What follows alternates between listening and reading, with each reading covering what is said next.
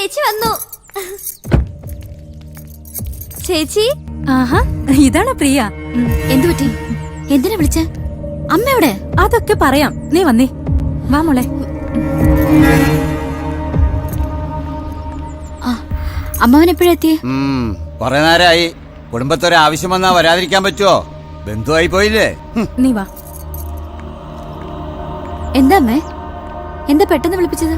ഇവിടെ ഇപ്പൊ എന്താ അത്യാവശ്യം? അതൊക്കെ പിന്നെ പറയാം. ആദ്യം നീ പോയി കുളിച്ച് ഈ വേഷമൊക്കെ ഒന്ന് മാറ്. അമ്മ ടെൻഷൻ അടുപ്പിക്കാതെ കാര്യം എന്താന്ന് വെച്ചോ പറ. ചേച്ചിക്കൊരു വിശേഷമുണ്ട്. എനിക്കോ? ആ, നീയല്ലേ ഞങ്ങൾക്കൊക്കെ നല്ല ജീവിതം ഉണ്ടാക്കി തന്നത്. എന്നിട്ട് നീ ഇപ്പോഴും ഇങ്ങനെ ഒറ്റയ്ക്ക്. നിനക്ക് വേണ്ടി നല്ലൊരു ജീവിതം.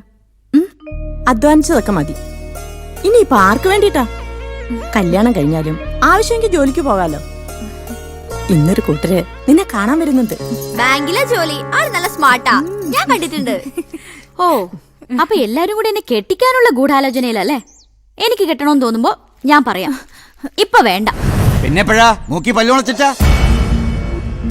എത്രയാന്ന് വെച്ചാ ഒരു പെൺകുട്ടി കുടുംബത്തിൽ ഇങ്ങനെ നിക്ക? നിന്റെ അധ്വാനം കൊണ്ടാ ഈ കണ്ടതെല്ലാം ഉണ്ടായേ, ശരി തന്നെയാ. പക്ഷേ കാര്യം പറയുമ്പോ നിനക്ക് പട്ടണത്തിൽ ഇത്രയും വലിയ പണി എന്താന്നാ നാട്ടുകാർ ചോദിക്കണേ. ഹോ, ചില നേരത്തെ അതങ്ങോട്ട് കേൾക്കുമ്പോ തൊലി അങ്ങോട്ട് ഉരിഞ്ഞു പോവാണ്. വകയിലാണെങ്കിലും ഞാനും നിന്റെ ഒരു അമ്മാവനാണല്ലോ. ചേട്ടൻ അവിടെ പോയിരിക്കുന്നുണ്ടോ? ആ, കാര്യം പറയുമ്പോ ആർക്കും അങ്ങോട്ട് പിടിക്കില്ല. എന്റെ മോൻ ദാസന് എന്താ ഒരു കുറവ്? മോത്ത് നോക്കി പറഞ്ഞില്ലേ വേണ്ടാന്ന്? ദണ്ണണ്ടേ? എന്നിട്ട് ഇവിടെ കയറി പറഞ്ഞത് മരിച്ചുപോയ ഇവിടെ അച്ഛനെ ഓർത്തിട്ടാ. അച്ഛനെങ്കിലും ഓർമ്മിക്കുന്നുണ്ടല്ലോ, അത്രയും നന്ന്. എന്നെ കൊണ്ട് കൂടുതലൊന്നും പറയിപ്പിക്കണ്ട. സേതേ, ചേട്ടൻ അവിടെ പോയിരിക്കുന്നുണ്ടോ? ആരാ ഇവരൊക്കെ ഇങ്ങോട്ട് കെട്ടിയെടുക്കാൻ പറഞ്ഞേ? ഓരോന്ന് ഓർമ്മിപ്പിക്കാൻ ഒന്നും മറന്നിട്ടില്ല ഞാൻ. അവര് വരുമ്പോ ആണുങ്ങളായിട്ട് ആരെങ്കിലും ഒക്കെ വേണ്ടേ? വരുന്നവരോട് ഇപ്പൊ തന്നെ വിളിച്ച് പറഞ്ഞേക്ക് ഇങ്ങോട്ട് ആരും വരണ്ടാന്ന്.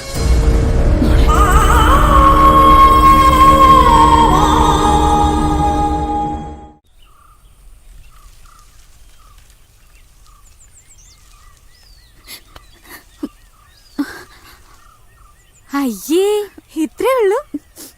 ഒരു പെണ്ണുകാണൽ പേടിച്ച് ഇവിടെ വന്നിരിക്കുക. അവരീ സുന്ദരി ചേച്ചി ഒന്ന് വന്ന് കണ്ടിട്ട് പോയിക്കോട്ടെ. വാ. വരാം, കുറച്ച് സമയം കൂടി ഞാനിവിടെ ഇരിക്കട്ടെ. ഈ കാറ്റടിച്ച് ഇവിടെ ഇരുന്ന പനി പിടിക്കൂട്ടോ. എനിക്കൊരല്പം ആശ്വാസം ലഭിക്കുന്നത് ഇവിടെ ഇങ്ങനെ ഇരിക്കുമ്പോഴാ. ഇതാണ് ഞങ്ങളുടെ പഴയ വീട്. എന്റെ അച്ഛൻ വേർപ്പൊഴുക്കി ഉണ്ടാക്കിയ വീട്. ചെറുതാണെങ്കിലും വലിയ സന്തോഷമായിരുന്നു അന്നൊക്കെ. ഇവിടെ ഇരുന്ന എനിക്ക് എന്റെ അച്ഛനെ കാണാം,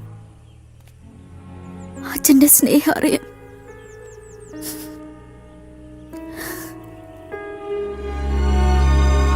ആ കൊമ്പ് കണ്ടോ?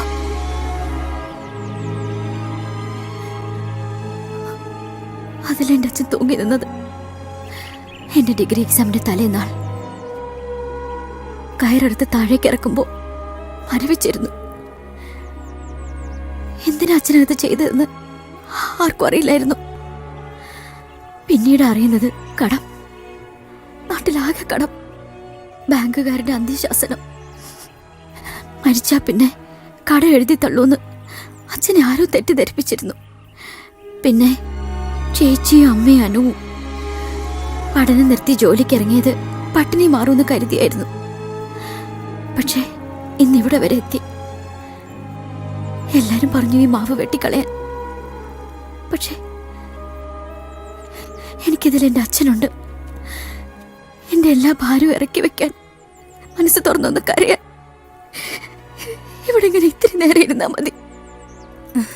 അല്ല, രണ്ടാളെ ഇവിടെ വന്ന് നിക്ക, അവരിങ്ങെത്തി. എന്തിനാ ചേച്ചി എന്നെ ഇങ്ങനെ വേഷം കെട്ടിക്കുന്നത്? അത് ഇപ്പൊ പറഞ്ഞ നിനക്ക് മനസ്സിലാവില്ല മോളെ. ആ ജീവിതത്തിൽ എത്തുമ്പോഴേ അത് തിരിച്ചറിയൂ. വരുന്ന ഓരോ ആലോചനകളും ഓരോ കാരണങ്ങൾ പറഞ്ഞ് നീ ഒഴിവാക്കുമ്പോൾ വേദനിക്കുന്നത് അച്ഛന്റെ മനസ്സുകൂടിയാ. ആളെ കണ്ടിഷ്ടപ്പെട്ടാൽ മാത്രം ചേച്ചി സമ്മതിച്ചാൽ മതി മോളെ. ഒരു പെൺകുട്ടിക്ക് എന്നും ഇങ്ങനെ ഒറ്റയ്ക്ക് ജീവിക്കാനാവില്ല. സ്ത്രീക്ക് ഒരു പുരുഷൻ അത്യാവശ്യമാണെന്ന് ചേച്ചിയോട് ആരാ പറഞ്ഞേ? നിന്നോട് തർക്കിക്കാൻ ഞാനില്ല. നീ വന്നേ, വാ.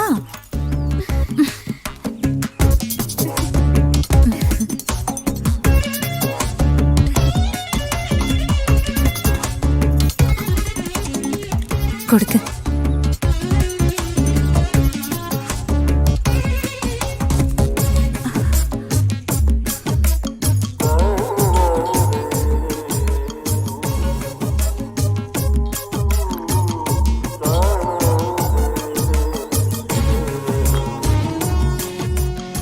ജോലി സിറ്റി ബാങ്കിലാ.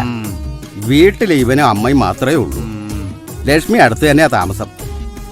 ജാതകമൊക്കെ ചേർന്ന നിലക്ക് പെട്ടെന്നങ്ങ് നടത്തിയേക്കാം. ഇന്ന് തന്നെ നടത്താനും ഞങ്ങൾക്ക് വിരോധമൊന്നുമില്ല. ഒരു ചടങ്ങ് അത്രേ ഉള്ളൂ.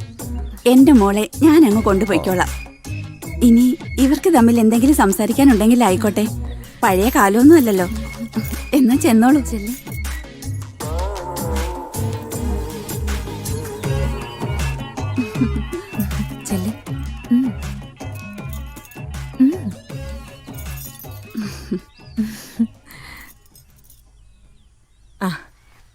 അപ്പോ കർക്കിടകത്തിന് മുമ്പ് ആലോചിക്കാം.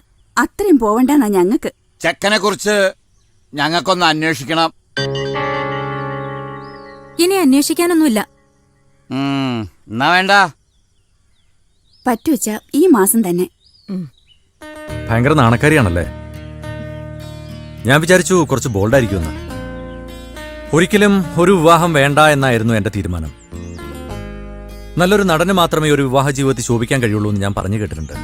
അമ്മയുടെ നിർബന്ധം കൂടുമ്പോൾ ചിലപ്പോൾ ഒരു പെണ്ണ് കാണൽ ചടങ്ങിന് ഇറങ്ങി പുറപ്പെടും. പക്ഷേ ഇതങ്ങനെയല്ല കേട്ടോ. ഇപ്പൊ ശരിക്കും കല്യാണം കഴിക്കാൻ തീരുമാനം എടുത്തു കഴിഞ്ഞു. എനിക്കിഷ്ടായി ഒരുപാട്. അമ്പടി, എന്താ ഒരു ചേർച്ച നോക്കി. കഴിഞ്ഞില്ലേ?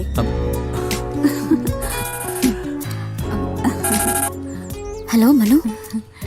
എന്നാ ഞങ്ങൾ അങ്ങോട്ട് ഇറങ്ങിയാലോ? ഇനി ആരാന്ന് വെച്ചാ ഒന്ന് വീട്ടിലേക്ക് വന്നാ തീയതി അങ്ങ് നിശ്ചയിക്കാം. അതെ. മറ്റു വഴികൾ പലതും നോക്കി. അയാളത് എനിക്ക് തരില്ലെന്ന വാശിയില്ല മനോ. 10-45 കോടിയുടെ കരാറാ. അത് ഒറ്റ നിമിഷം കൊണ്ട് മറ്റൊരുത്തം കൊണ്ടുപോകാന്ന് പറഞ്ഞ. എനിക്കെല്ലാം മനസ്സിലാകും ഗുലാബ്ജി. പക്ഷേ നിങ്ങളുടെ കഴിഞ്ഞ വർഷത്തെ പെർഫോമൻസിനെ കുറിച്ച് കമ്പനിക്ക് അത്ര താല്പര്യം പോരാ. എല്ലാം മനുവിന് അറിയാവുന്നതല്ലേ. ഞാൻ മാക്സിമം ട്രൈ ചെയ്യാം. എന്നാലും ഇതൊന്നും എൻ്റെ കയ്യിലല്ല. ഞാൻ അവരുടെ PR ആണ്. അതിൻ്റെ ലിമിറ്റേഷൻസും ഉണ്ട്. ആ കരാർ അത് നേടിയേ തീരൂ. എത്ര അറിയേണ്ടത്?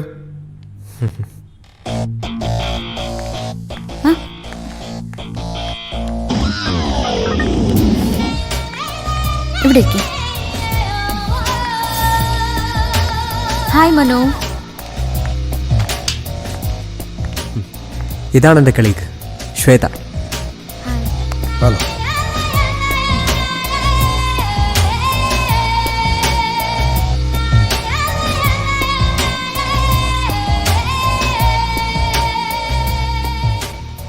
ഇതാണ് ഞാൻ പറഞ്ഞ ഗുലാബ്ജി. ശേഖർ ഷെട്ടിയ കക്ഷി. വീഴ്ത്താൻ പറ്റുമോ നമുക്ക്? നോക്കാം. മുട്ടുവിൻ തുറക്കപ്പെടും എന്നാണല്ലോ. 10 ലക്ഷത്തിന്റെ ഓഫർ മനുവിനോട് പറഞ്ഞിട്ടുണ്ട്. ആ കരാർ ഞങ്ങൾക്ക് തന്നെ വേണം.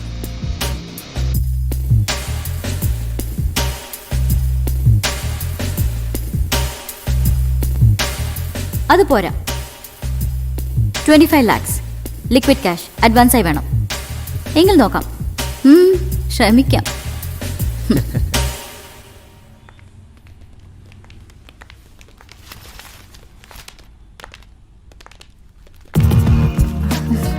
ഇതെന്റെ ഫ്രണ്ടാ പ്രിയ. നമസ്കാരം. നമസ്കാരം. ആ മനു, ബൈ ദെൻ. ബൈ. പോവാം.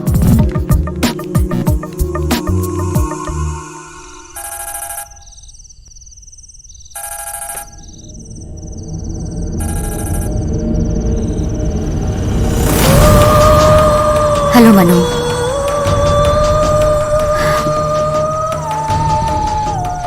അവരോട് പറഞ്ഞേക്കൂ, ആ കോൺട്രാക്ട് അവർക്ക് തന്നെ.